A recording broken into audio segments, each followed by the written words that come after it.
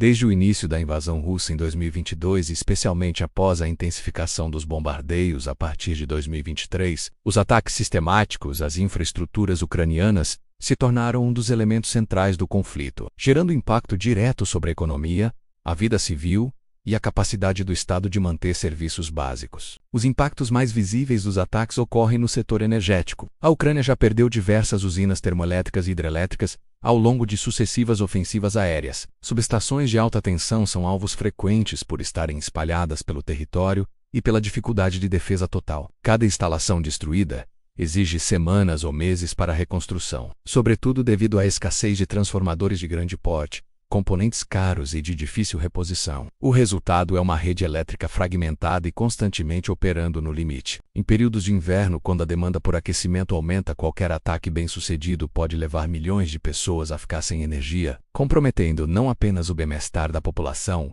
mas o funcionamento de hospitais, centros de controle de tráfego e estruturas de comunicação. Durante os principais ciclos de ataques, muitas vezes lançados em ondas consecutivas para saturar a defesa antiaérea, cidades como Kiev, Kharkiv, Dnipro e Odessa enfrentaram quedas de energia que duraram horas ou dias. Em determinadas ocasiões, o operador do sistema de transmissão ucraniano precisou aplicar cortes de energia controlados em diversas regiões para evitar um colapso total da rede. Os ataques também coincidiram com períodos de baixas temperaturas, o que multiplicou os riscos de congelamento de sistemas hidráulicos, falta de calefação e sobrecarga de geradores que alimentam hospitais e centros de emergência. Além do setor elétrico, as redes de abastecimento de água foram repetidamente afetadas. Muitas cidades dependem de bombas elétricas para distribuir água tratada, e a interrupção do fornecimento causa efeitos imediatos. Em Kiev e Kharkiv, não foram raras as ocasiões em que milhões de pessoas ficaram temporariamente sem água corrente, após ataques que afetaram as estações de bombeamento. A falta de energia e danos diretos à infraestrutura hidráulica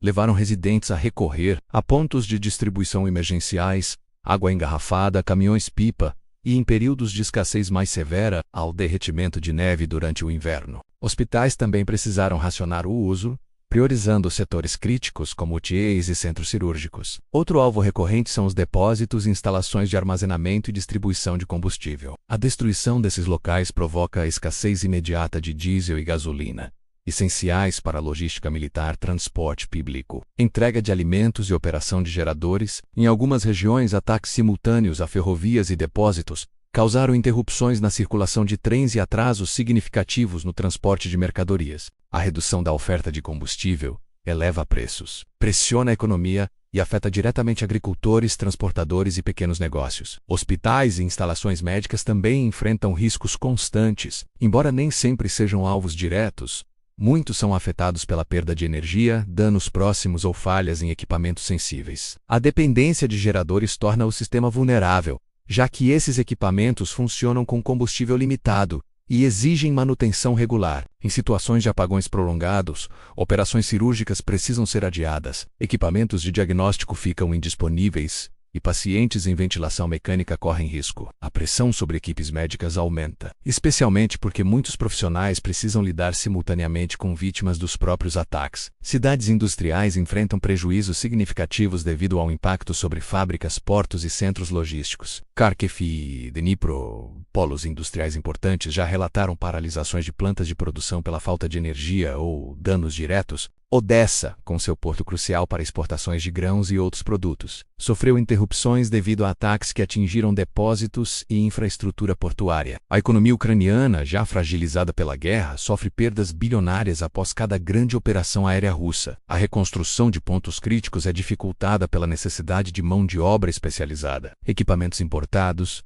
e segurança mínima para as equipes que precisam atuar em áreas sob risco constante. As autoridades ucranianas também destacam os efeitos psicológicos da estratégia russa. Apagões prolongados, quedas de sinal de internet, interrupção do aquecimento e dificuldade de acesso à água criam um ambiente permanente de estresse na população civil. A incerteza sobre quando ocorrerá o próximo ataque e quanto tempo os serviços levarão para ser restabelecidos afeta escolas, empresas, hospitais e rotinas familiares. O ambiente de instabilidade se torna parte do cotidiano, prejudicando a produtividade, o bem-estar e a saúde mental de milhões de pessoas. Além disso, os ataques têm complicações militares indiretas. A destruição de infraestruturas essenciais limita o deslocamento de tropas ucranianas, impede a manutenção de equipamentos, atrasa reparos e complica o abastecimento de unidades em combate. Ferrovias danificadas dificultam o transporte rápido de blindados e artilharia, enquanto a falta de energia compromete centros de comando,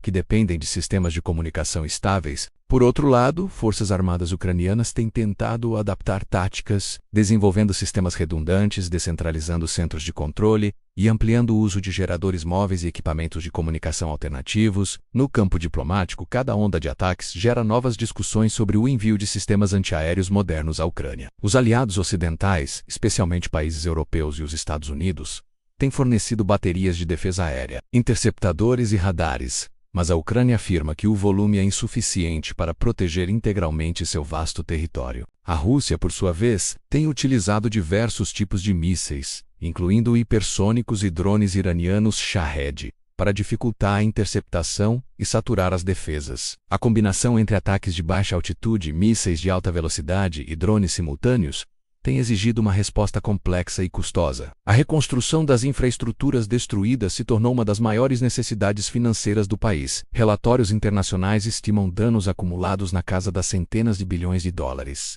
Programas de ajuda prometidos por países ocidentais e instituições multilaterais buscam financiar a recuperação, mas as dificuldades logísticas, a persistência dos bombardeios e a necessidade de priorizar áreas mais críticas tornam o processo lento. O governo ucraniano frequentemente precisa decidir entre restaurar instalações estratégicas ou garantir serviços básicos às populações mais afetadas, o que gera debates internos sobre prioridades e planejamento. Um aspecto pouco discutido, mas crucial, é a dificuldade técnica de substituir transformadores de alta potência e equipamentos específicos que não são produzidos em larga escala. Muitas peças precisam ser encomendadas sob medida e importadas de países europeus, com prazos de fabricação de meses. Isso significa que cada ataque bem-sucedido pode comprometer a estabilidade energética por longos períodos. Mesmo quando os danos aparentam ser pontuais, os técnicos responsáveis pelas reparações trabalham sob risco constante, muitas vezes em instalações parcialmente destruídas e sob o temor de novos ataques. Mesmo assim, há esforços contínuos de adaptação e reforço da infraestrutura. A Ucrânia tem investido na criação de sistemas redundantes, na proteção física de subestações com barreiras e abrigos reforçados, e na instalação de equipamentos móveis capazes de substituir temporariamente unidades destruídas. Redes de microgeração, como painéis solares e pequenas turbinas, vêm sendo incentivadas para reduzir a dependência de estruturas centralizadas. No entanto, essas medidas têm alcance limitado diante da magnitude dos ataques. Do ponto de vista humanitário, organizações internacionais relatam que os ataques à infraestrutura agravam deslocamentos internos e pressionam abrigos temporários. Milhares de pessoas buscam refúgio em regiões menos afetadas, sobrecarregando sistemas de acolhimento. A falta de energia e água dificulta a distribuição de alimentos, o funcionamento de escolas e a manutenção de abrigos. Crianças, idosos e pacientes crônicos são os mais afetados, especialmente durante períodos de frio intenso. Com o passar do tempo, os ataques às infraestruturas ucranianas deixaram de ser episódios isolados